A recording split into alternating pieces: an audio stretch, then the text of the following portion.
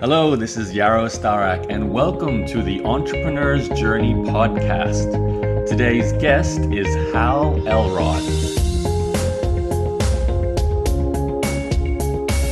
Hi there, and welcome to another Entrepreneur's Journey podcast.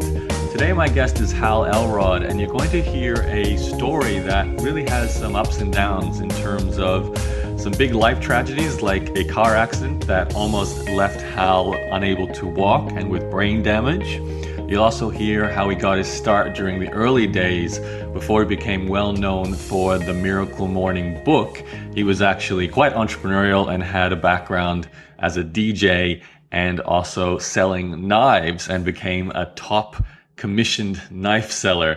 He was very good at getting referrals. So you're going to hear about those stories, as well, of course, about the release and the first initial creation of the Miracle Morning book, which has become quite a phenomenon, with Hal traveling around the world, leading events, becoming a very well-known speaker as well. And you'll also hear Hal explain what exactly are the steps to a miracle morning. So make sure you stay tuned for that.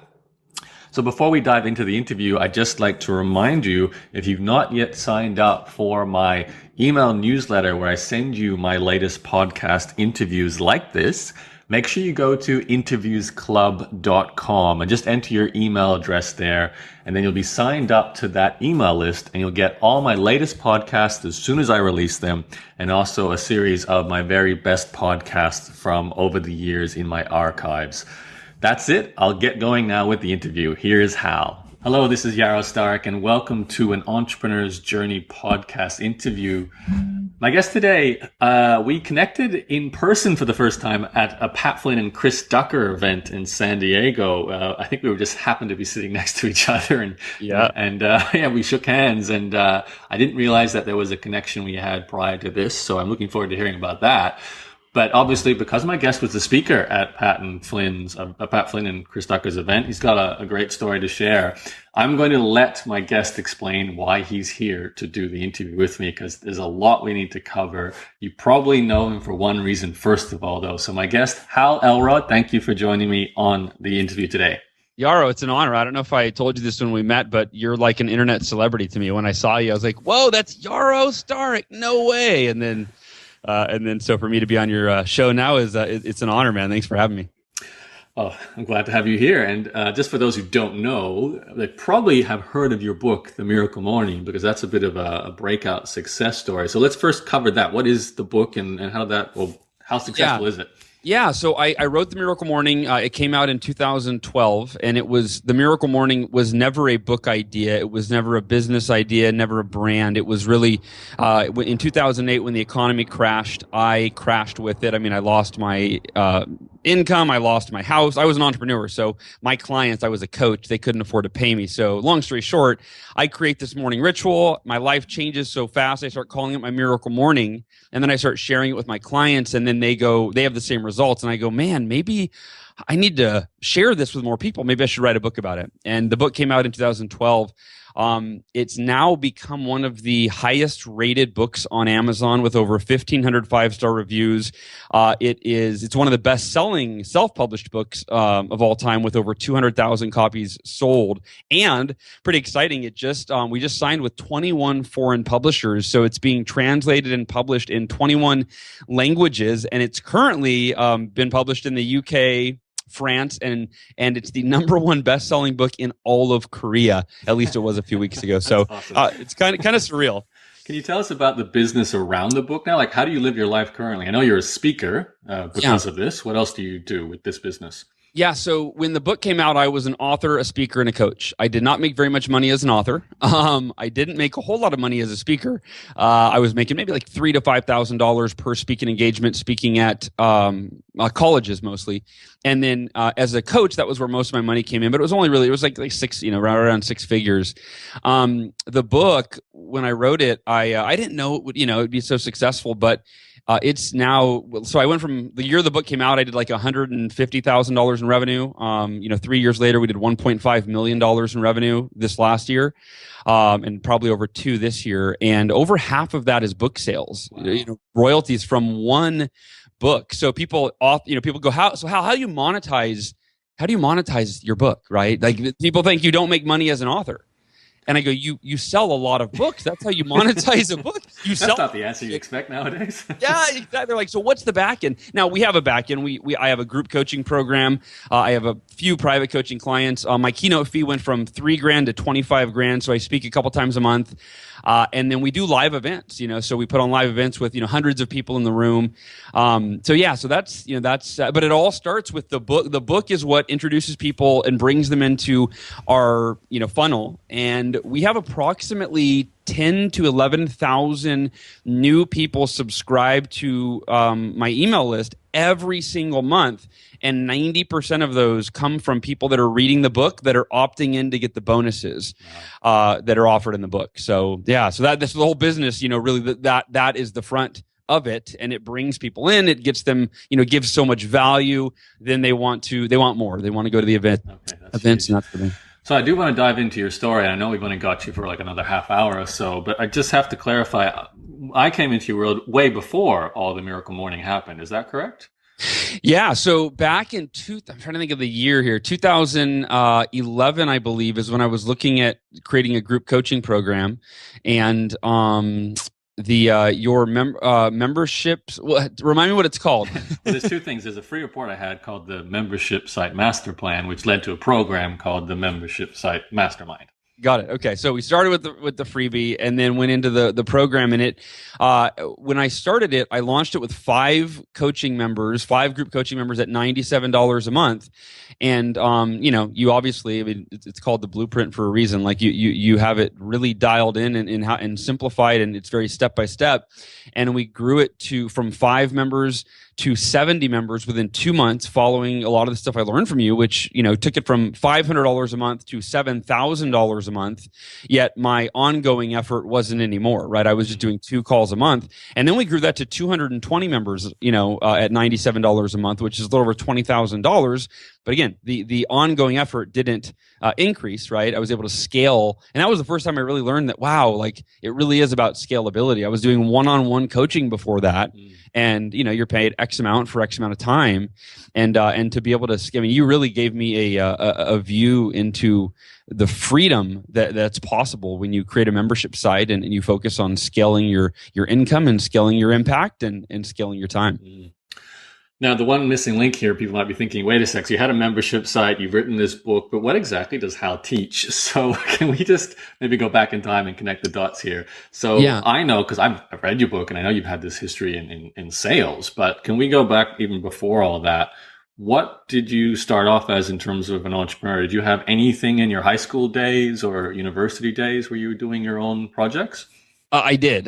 So my parents bought a grocery store. So I saw, them kind of run a business. And where it started, I was working in the grocery store, and a buddy of mine, he said, "Hey, my brother is sick, and he was going to DJ, play the music and DJ the 8th grade school dance." I was a sophomore in high school at this point, and he's sick and he can't do it, and it's tomorrow night. Do you want to DJ this dance with me? I said, yeah, it sounds like, well, that's a blast, And so we put out a tip cup, and, junior high students don't have a lot of money. So we pulled in $7 that we split between us. And we were like, dude, we just got paid $3 to play music. That was great, And then like the light bulb went off, and I went, let's make this a real business. And long story short, my dad financed this DJ equipment, and me and my partner broke up over a girl that summer. So like it ended, our business partnership ended as quickly as it started. Oh, wow. And Yoko Ono moment, huh? Yeah, exactly. But I actually was, and he actually just kind of decided not to do it at all. I bought equipment, I ran with it, and I started earning, $100 an hour when I was 15. And so I would work, I'd work one weekend and I'd make, $400 or one night, make $500-$600 or whatever. And then I got a job on the radio. And so that was my first entrepreneurial journey. And that's where I learned two lessons that came out of that you can make significantly more income than is considered normal, right? The whole $100 an hour, and my friends were making $4.25 minimum wage. And number 2, it could be doing something that you actually love doing. Like I loved doing dances and weddings and car show, whatever. Watching people have fun, and it wasn't work for me. So those were the 2 big lessons that I walked away with that shape everything I think I do today. I'm just curious, what was your genre as a DJ? When I was on the radio, I had a hip hop show, and that's where I got my nickname Yo Pal Hal, which to this day, like half of my friends still call me Yo Pal Hal. But so I played hip hop at the radio station, and granted, we didn't get invited back the next year because it was like a country soft rock radio. Okay. But and then at weddings and school dances, I played what everybody wanted. So I lived in a small town, so some weddings would want only country music, which I would have to research because I knew nothing about. And then the majority of them were like top 40, 70s, 80s, 90s, just popular music. Gotcha. So did the DJ career fizzle out, or did you have this famous DJ experience I don't know about? No, so that was the plan. I'm like, I started thinking entrepreneurial. I thought I'm gonna scale. I was literally thinking, I didn't know the word scale or what that meant, but my plan was I want a DJ business where I have a bunch of DJs that work, within my organization, and then every Friday night, right, there's 5 crews out there DJing, and maybe I'm one of them, maybe I'm not. So that was the vision. And then also I got another radio station job, and I wanted to be like the next, Ryan Seacrest or like nationally syndicated radio DJ. And one of my close friends in college, my freshman year, he sold Cutco cutlery. And I thought, he told me what he did, and I was like, you go to people's houses and you cut stuff, and then that's the weirdest gig ever. Aren't you afraid someone's going to stab you or, And he ended up, long story short, I don't know if he tricked me, but he got me to go with him one day to the office, the Cutco office, and I met the manager, cool guy, down to earth, really authentic, and really explained the opportunity of how I could create my own income. Like there was no wage; it was you make as much as you want to make. You either work harder and or you get better at what you do. You read books, you improve your sales skills, and you'll sell more per appointment. Your income keeps going up and up and up, and it's whatever you want it to be. And I was like, that's really appealing. So I started there, and my first 10 days, I broke the all-time, it was a 50-year company. I broke the all-time company record where I sold more in my first 10 days than just about anybody in the history of the company. And that was a whole new career. Wow. What was your secret sauce? So 2 things, and we all have access to both of these, which is work ethic and enthusiasm. I'd been lazy most of my life, but at that point I was excited, and I was like, this is kind of the DJ thing, right? I was like, wait, I'm not like, this isn't work to me. This is exciting. This is fun. It's like a game. I get on the phone, I set appointments. The more I set, the better I do. I can win prizes. It's a game. So I got excited. I worked my butt off. I outworked everybody, and I did 61 appointments in those 10 days that I broke the initial record. So an average of 2 hours per appointment. So I was working 12 hours a day, 10 days in a row. And then enthusiasm, which you might get that from me now, right? But like, I just was genuinely excited about the product that I was selling. And so that was it. Like, I didn't have any skills. I just was excited. I worked really hard. And I think that if we apply those 2 attributes to anything that we do in life, we're going to create a success beyond, what's considered normal. So is it safe to say that eventually selling knives just wasn't enough for you, or how long did that go on for? So it was a year and I sold knives for 6 years, but my decision that it wasn't going to be my lifetime career, which I initially thought that it was.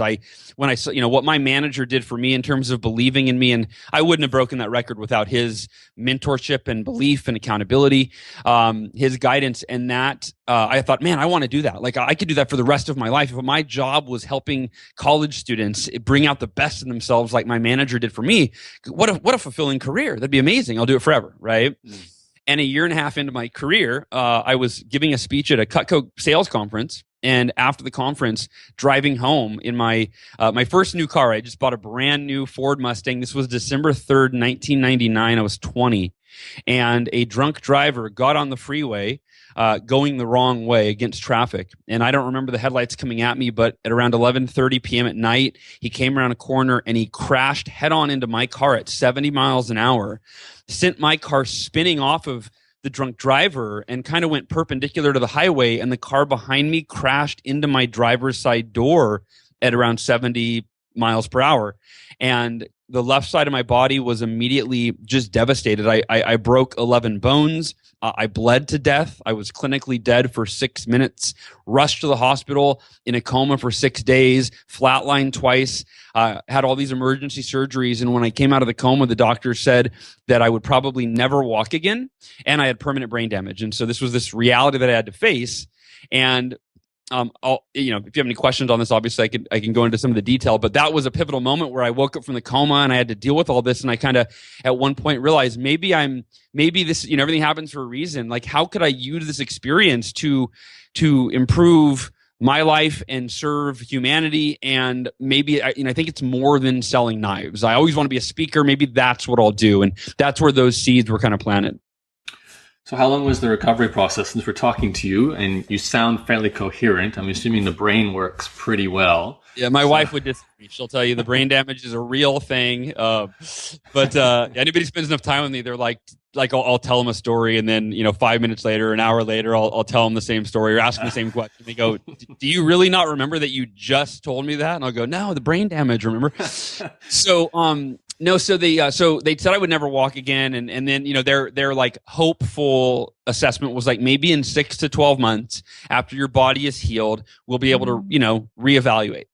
And 3 weeks after the crash, only 2 weeks after I was awake from the coma, I'll share this story real quick. About a week after I came out of the coma, the doctors called my parents in and they sat them down and they said, "We're very concerned with Hal. We want to give you an update on his progress. Physically, he's healing and he's stable." Like that at the early stages, right? It was like, keep Hal alive, right? That was what they were focused on. So like, okay, he's alive. We've made it through the critical condition, and so he should live a long life. We're good. And we don't know if he'll walk again. Only time will tell. But we're concerned with his mental and emotional state. They said, "We believe that Hal is in denial because he's always happy and smiling and laughing and joking and making us laugh." And they said, frankly, that's not normal for a 20-year-old young man who's being told he will maybe never walk again. His body is, scarred beyond belief.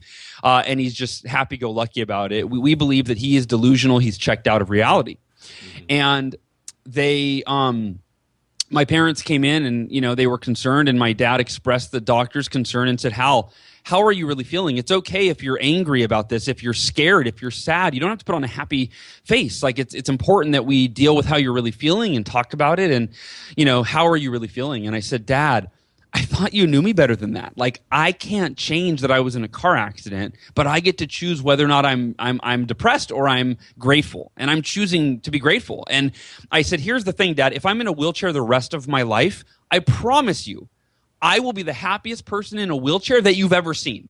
Because if I'm in a wheelchair anyway," and this is true for anybody listening, Yaro, like, what's your wheelchair? What's the circumstance in your past or your present, right, that creates emotional pain for you, when you could actually, I realized that I can be the happiest, most grateful I've ever been, even going through the most difficult, painful circumstances in my life. And a week after that, the doctors came in, and they said, "We don't know how to explain this, but the x-rays that we took yesterday, just the routine x-rays, your body is healing so so quickly. We don't know how to explain it, but we're actually, your bones are at a place where we're going to let you take your first step tomorrow in therapy."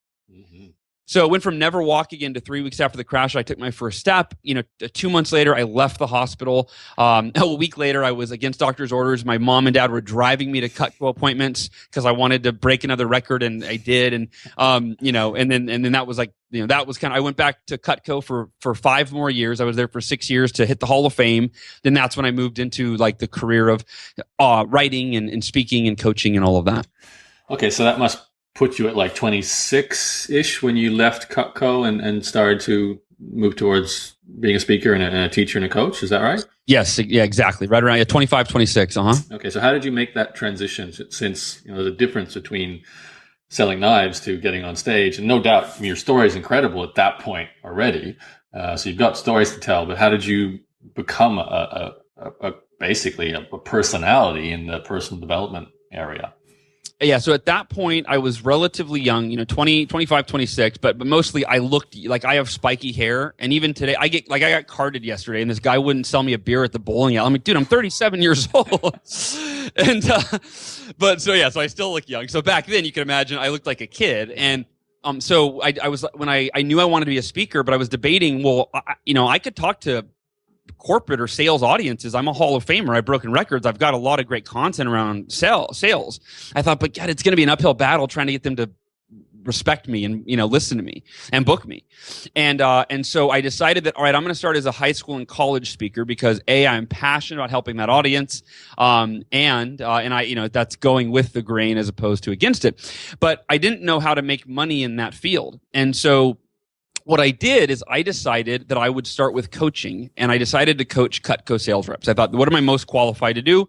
Coach Cutco sales reps. So that was my transition. I got a handful of coaching clients. So I finished my best year ever in Cutco, was my last year, saved, $20,000 that year to pay my bills for 4 months, and then transition. I had a handful, like 5 to 6 coaching clients. So that was my transition. And then I wrote my first book the last year I sold Cutco, called Taking Life Head On, which my publisher stole all my money. It's not worth going into that, but I didn't make any money on that book. I actually lost quite a bit of money. And so then I was making money as a coach, and I started speaking. I grew my coaching quite a bit to where I was making about $80,000 a year. I had bought a brand new house. Then when the economy crashed in 2008, I lost over half of my coaching clients. I lost my house back to the bank. I stopped exercising. And for the first time in my life, I got really depressed because nothing I did worked. I was trying everything to turn my life around and nothing worked. And that is where, a conversation with a friend, he said, Hal, figure out what the world's most successful people do every day that you're not doing, and start doing that. And you'll start to become the person that you need to be to turn your situation around. And I kept coming. So I went on to Google, right? And I just started coming, like, what are the rituals of successful people? What do they do for personal development? And I kept coming across early rising, morning rituals, right? And this was, it wasn't even that popular back in 2008 like it is now. But I wasn't a morning person. So I'm going, what else do they do? Yeah. I know some of them wake up early, but like, what else do they do? Right. And I just kept coming across it. And one of my mentors used to always say, if you want your life to be different, you have to be willing to do something different first. And right as I'm reading another article about morning rituals, and I'm going, now I'm resisting it, that voice, that phrase rang in my head. I thought, wait a minute. If I want my life to be different, which I desperately did, I thought I have to do something different first. So then I dove into the morning. I started reading the articles and figuring out what do they do for morning rituals. And I decided I'm going to create the ultimate morning ritual, like the best of the best of the best. I woke up the next morning. I did this process of assembling the best of everything else that I had read. And the very first day, I had this, like, the way that I felt. Even though my bank account was negative, my house was in foreclosure, I felt incredible. I thought, if I start every day like this, it's only a matter of time before I turn it around. And it turned around so quickly, I started calling it my miracle morning, and the rest is history, as they say. But of course, we can dive into the parts that you think are valuable. Well, I can't not ask you what was in that miracle morning ritual. Obviously, I totally recommend getting Hal's book if you want the breakdown of this. But in summary, Hal, what goes into a miracle morning ritual? Sure. Yeah, and I don't believe in teasing people. I want to give everybody, the whole thing. So yeah, what's interesting now that you say that is it actually is the same today, which is what, 6 years later, 8 years later, as it was then. Like, it hasn't changed. So as I was Googling, like, first I had, okay, morning ritual. I'm going to do it. I'm going to wake up an hour earlier. And then I went, yeah, that was the question. Well, like, what am I going to do, for that hour? And so I started Googling best personal development practices, best morning rituals. And I was actually looking for one thing at first. It was like, what's the one thing that'll make the biggest difference? And so I start writing down different practices that I'm coming across. And I'm kind of discounting them in my head because I've heard of all of them.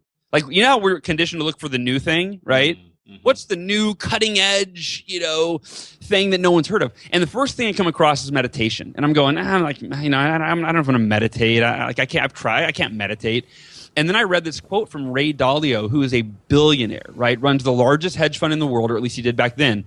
And he said, meditation, I'll paraphrase, but he said, meditation is the number one key to my financial success.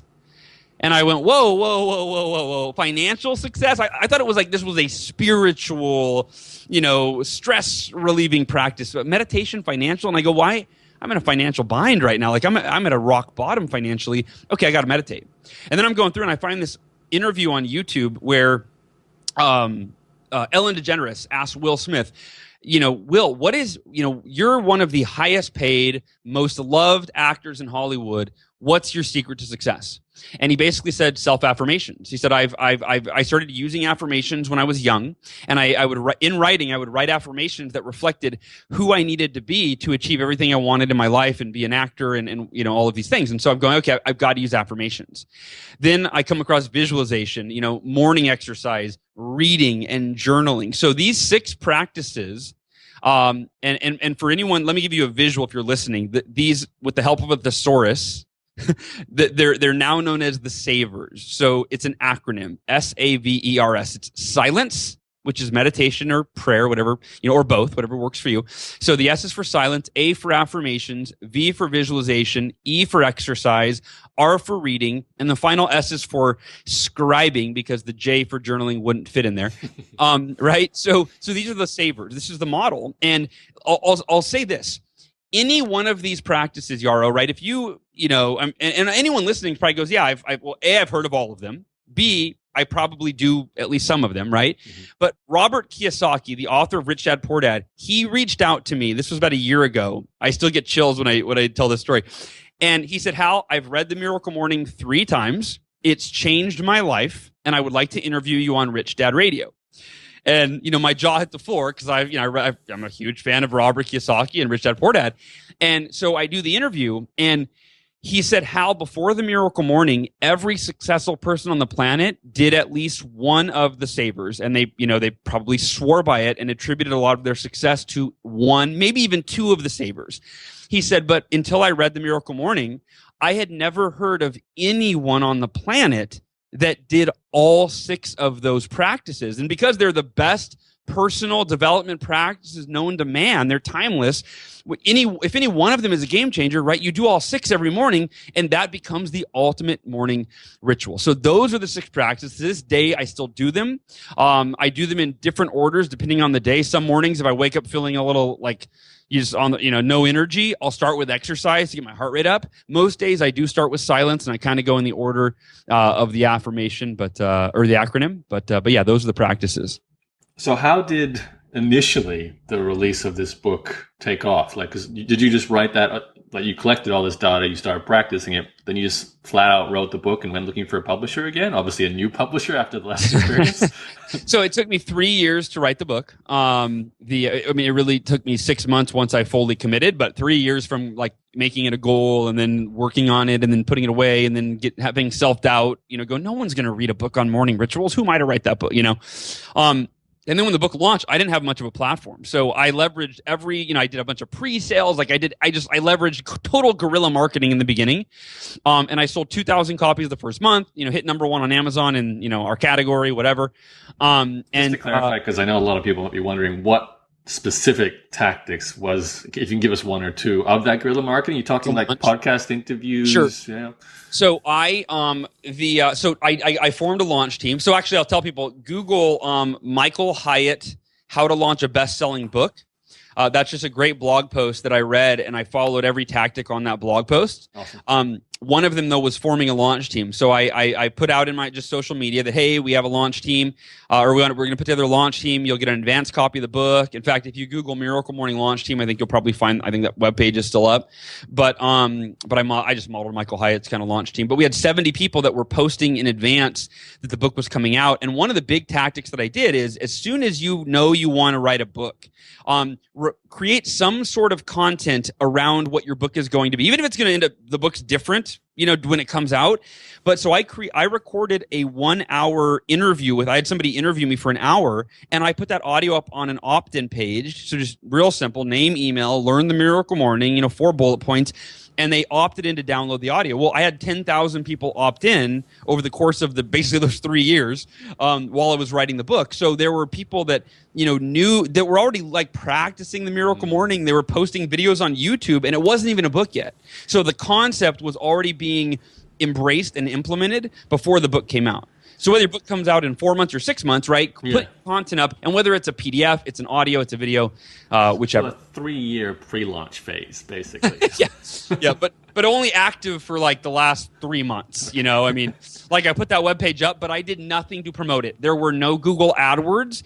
Those 10,000 opt-ins were strictly word of mouth. I didn't have a following. I didn't have a platform. I didn't have an email list. I didn't have anything. So we launched the book. We sold 2,000. Sorry, just before, No, I got to know too, how were you making your living at this point over those 3 years since you were terribly financially? Did things take off back in your coaching practice, or what were you doing? So that's a great. So this is really important. I'm glad you asked that. So when the Miracle Morning, when it was a concept, when I woke up, I did my first morning ritual. Right, didn't have a name. It was within 2 months of doing the Miracle Morning, my income more than doubled. I went from being in the worst shape of my life physically to committing to run a 52-mile ultra marathon, which I ran, 5 months later after I trained for it. I'd never run before. But because my life within those first 2 months, mostly the income piece, because that's where I was struggling so bad, the fact that I doubled my income, and I'll share how I did that. But that's why I started calling it my Miracle Morning, because like my life, I went from being depressed, in horrible shape physically, and broke, to turning those three areas around. And because it happened so quickly, it felt like a miracle. That's where the name was not a book. It was like in my schedule, I'd write Miracle Morning every day at 5 a.m., So, and it was from doing those 6 practices, the savers in the morning, that I gained clarity, and I was reading books on, getting clients, growing your business, etc. So I was implementing those strategies. So I simply asked for referrals. It's so funny, but, when I was in Cutco, that was my specialty. Like that's the area I excelled at. And I would teach and train, the company would have me go around and speak at conferences to teach how to get referrals. The average rep in the company would average 3 to 5 referrals per appointment, and I'd average 15 to 20, which gave me way more people to call, which allowed me to sell more Cutco, right? So it hit me as I was going through and doing some, meditation one day, or affirmations. I don't remember which practice, or reading a book. I went, wait a minute. Why am I not asking for referrals from my current coaching clients? So that's how I doubled my coaching clients in 2 months, and I doubled my income was like $5,000 a month when the Miracle Morning started, which my mortgage was like $3,500, so that it didn't pay the bills, and it went from $5,000 a month to $12,000 a month within within those 2 months. So that's how. And then so 2011 is when I launched my group coaching program, after I, learned the membership site concept from you. It's bestyearevercoaching.net. I still have that program to this day. And I grew that from, as I said, from 5 to 220 something members.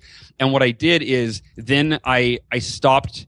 Like I took all my energy off of that, because I had a $20,000 a month residual income, and then I put all my energy into writing the Miracle Morning, like nose down for 4 months, and wrote the book, launched the book, right? And then that membership site that I launched was paying all the bills during that time, and so then I launched the book, and then from there I kept the membership site going. I kept doing a little coaching.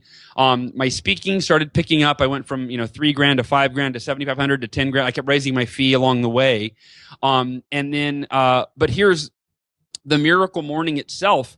The sales dropped because I didn't have a sustainable platform, right? I didn't have a name. I didn't have anything. So I leveraged every favor I had to launch it that month. 2,000 copies the first month. Second month was 700 copies. Third month was like 350. And it trailed along at the 300 to 400 copy a month mark for like over a year. And then I started doing podcast interviews. And I've done now over 250 podcast interviews. I launched a podcast. I've done over 120 something episodes of my own podcast, which that built a following, right? So the point is sustained effort. Like, I believed in the Miracle Morning message. I started getting emails from people saying that everything from something like it helped them achieve a dream of writing a book or starting a business, or it helped them improve their income, to radically profound, like it saved me from committing suicide. It saved my marriage. It got me off my depression medication. A gentleman named Mike Eaton emailed me and said, I lost 70 pounds in the first 5 months after starting the Miracle Morning, after being obese my entire life. Right? Like, so these profound, stories. And I went, this is my life's work. Like, I am committed to share the Miracle Morning with millions, if not billions of people. And I don't care how long it takes. And I don't care if I make money off of it. And I mean, not that I don't care, but, but like, I'm like, if I don't get rich or whatever, that's okay. Like, I have a responsibility to share this with the world. And so that's why I kept promoting it. And then if you look at, I've got a graph of the trajectory of the book sales. So it was 2,000 copies the first month. It took me a year and a half of promoting to get back to 2,000 copies in a month. And then it hit a tipping point, and now we average over 10,000 copies a month every single month, and it's a self-published book. So I'll let you guys do the simple math, but I mean about $7 a book on average, depending on whether it's Kindle, kind of across the platforms of Kindle, audiobook, and paperback or hardcover. About $7 a book is kind of the average, per book. Mm-hmm. So there's a lot of one of the things I find amazing about the story is the fact that you have so many ongoing sales of just one essentially low price book. Like most people on an interview like this, we'd start talking about the book as a front end. Then we'd look at your membership site and how you've been feeding tons of people into the membership site. But it feels like in your case, everything else has kind of taken a back seat to sharing the message of the Miracle Morning. And you want to do like more, obviously you want to sell a lot of books too, but that's one of the ways to share the message as is speaking. How do you, because I want to sort of make this relevant for a person listening in Sure. who hasn't written their Miracle Morning book yet and might feel like, okay, I need to worry about making a living first. And obviously I want to share some of my ideas online. I want to kind of follow in your footsteps, Hal. I'm not sure if I'm going to have as big a breakout book as you do. At least I don't want to count on that being my path, because I don't have to worry about selling 2,000 copies of a $7 profit book for my life. What do you sort of say to that person in terms of a starting point? Because I'd love to sort of pass on in the last 5 minutes here. If they have some ideas, they're motivated, they're enthusiastic about what they want to share with the world. How do you recommend they start? Writing a book like you did? Yeah, and by the way, we can go over 5 minutes, so let's go 10 more minutes. Okay. We'll go a little extra. So I mean, obviously everybody's a little bit different in terms of whatever your business model is. I do think that there is value in whatever the easiest, fastest way is for you to generate revenue or generate income. I think that's a good starting place. So for me, it was coaching. Like I didn't just put all my energy into a book. I put my energy into, first building a one-on-one coaching practice, because that was very easy for me to, like, I knew how I knew how to coach and get results for people so I could help them. And then I knew how to ask for referrals for my clients. And then every time I got a new client, I would say, hey, who else do you know that, after I gave them a few, valuable calls, who else do you know that could benefit from the coaching? And that just grew the coaching. So I was able to create a base income to pay the bills. Then I launched the group coaching program, right? So that's what I encourage someone to do, is really focus on the money. And people always say, well, I want to follow my passion. Well, great. But pay your bills first, right? Like create something that will generate income to pay your bills. That's why I always tell people when they go, I'm going to just quit. I'm going to, what's that, that story of burning the bridges, right? Or burning the boats. I mean, I'm going to burn my boats. And so I have to succeed at the new venture. I go, no. Don't build your new boat.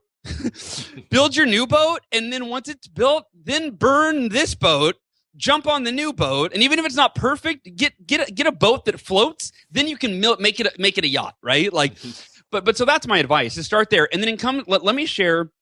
I am working on a new book, and this isn't to promote it because it won't be out for like a year, but it's called Beyond the Bestseller: How to Write a Book That Creates a Movement, Earns You a Fortune, and Changes the World. And where this comes from is I don't, if I succeed at anything, I feel a responsibility to teach other people how to do it, right? Like if I'm doing it by myself, I'm an island, it doesn't, like, how can I scale the impact that my success is making? So for the book, I've looked at what has made the Miracle Morning so successful. What's made it this word of mouth phenomenon, right? Because it sells more copies every month now, and I don't do those podcast interviews. Like I did it to get that tipping point, right? But the point is, how do you write a book that becomes this word of mouth phenomenon and creates a movement and earns you a great income?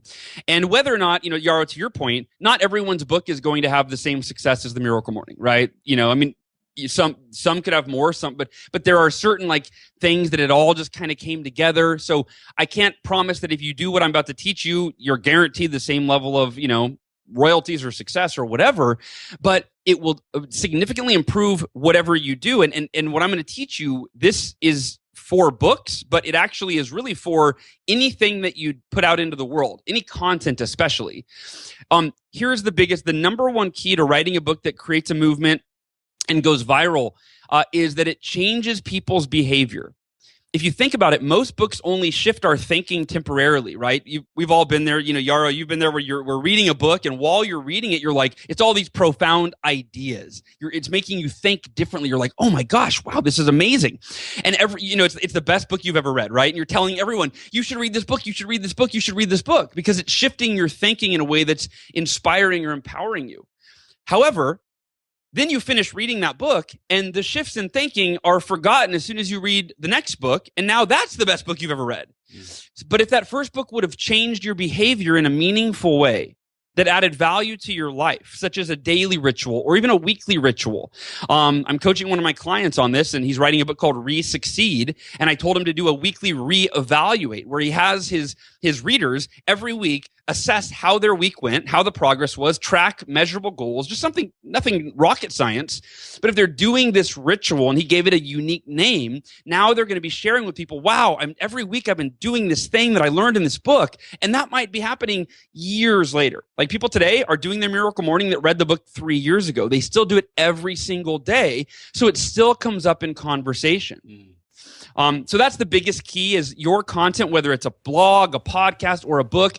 Don't just focus on teaching something. Make sure that you're implementing and integrating behavior change for your reader, your end user, your audience, so that your content doesn't just change their thinking temporarily. It shifts what they do every day or every week so that it improves their life long after they're done reading your book. Permanent change. Yes. Fantastic, Hal. That's awesome. So now that we have 5 minutes extra, yeah. I'll ask you one more question. What do you like doing right now? I know your speaking schedule is incredible. I was looking at your website, and you're all over the planet right now, aren't you?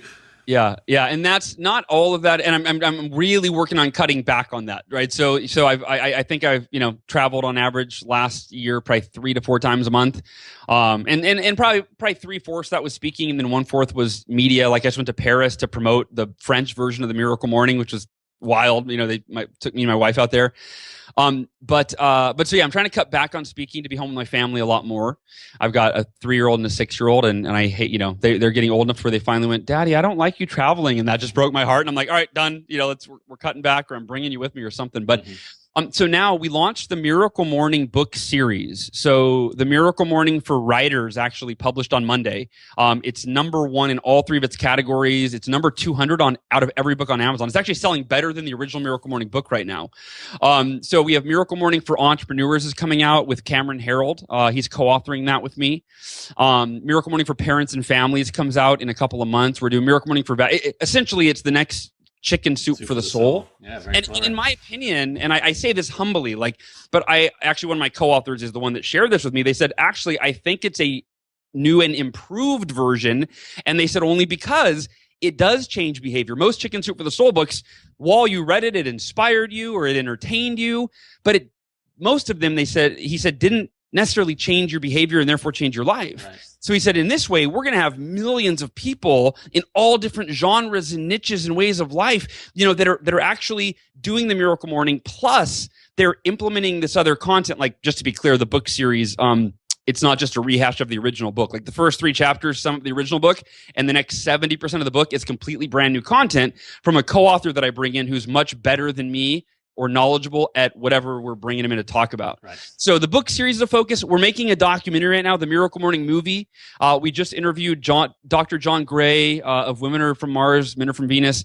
We interviewed Marcy Shimoff, Happy for No Reason, Brian Johnson, Philosopher Notes. We're interviewing Ariana Huffington, Jack Canfield, and on the list, we're hoping to interview Richard Branson, Tony Robbins, but those are not lined up yet.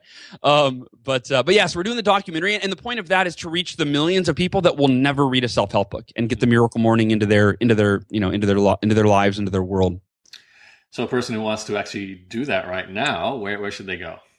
So miraclemorning.com is the best place to do that. If you do want to come to our live event, that's the other thing we do is we do a live event every year called Best Year Ever Blueprint. And it's amazing. It's very different from other events in that most events, you're listening to speakers for 3 days and you're taking notes and you go home with 10 pages of notes and you're overwhelmed. Our event, there's no one on stage for 80% of the time, and the audience is interacting and engaging and actually implementing the things that that they're learning versus just taking a bunch of notes. So it's this really experiential type of event. So it's bestyeareverblueprint.com. That's in December this year. But miraclemorning.com is the best place you can get the first few chapters of the book for free. You can get a video training for free. You can get an audio training for free. And that's kind of a good hub to start. And you can find my podcast is on there and all that good stuff. Fantastic, Hal. I love your movement, and I love the direction you're going. It sounds like it's just going to explode further and further. And of course, you're so passionate about it, so you're the perfect guy to run this whole machine. So that's fantastic. Thanks for sharing the story. I know there's a longer version of everything you've talked about in your book as well, in terms of your own story with your recovery from your accident and going forward from that. So that would be another reason to grab the book if you want to hear that part of the story. Other than that, just keep inspiring, Hal. Thanks for doing what you do. Cool, Yaro. Hey, thank you for having me. It means a lot. And everyone that tuned in and listened, I hope you got value. And I hope to see you in the Miracle Morning Community Facebook group, which is a great hub for inspiration and like-minded people. So take care, Yaro. Thanks so much. Awesome. Thanks, Hal. And for everyone listening in, if you want the transcript or the show notes or anything to go with this interview or any other ones, just head to entrepreneurs-journey.com and click the podcast tab. My name is Yaro, and I'll talk to you on the next interview. Bye-bye. I hope you enjoyed that interview with Hal Elrod and you're feeling inspired and motivated to possibly start your own miracle morning, or maybe even take part in some of the steps in the miracle morning that Hal talked about. And do get yourself a copy of his book if you're really interested in hearing his full background story and everything behind the miracle morning as well. If you haven't done so already, please now go to interviewsclub.com. That's interviews with an S, interviewsclub.com. And that'll take you to a blog post on my blog where you can then sign up to my email list, where I'll send you an email every time I have one of these interviews, a new one that hasn't been published yet, just as it comes out. And also you'll get a regular weekly series of my very best podcasts from the archives with amazing people doing incredible things online. A lot of great entrepreneurial online business stories there, especially people who are making money by teaching others using their knowledge to create fantastic digital information publishing businesses. So that's interviewsclub.com. Also, if you haven't got the show notes or the transcripts, or if you want to see all my previous interviews, you can always go to my blog. The easiest way to find that is to Google Yaro, Y-A-R-O. It'll be one of the first results, and then you can just go to the podcast section of the blog. Okay, that's it for me. I will speak to you on the very next Entrepreneur's Journey podcast. Thanks for listening. Bye-bye.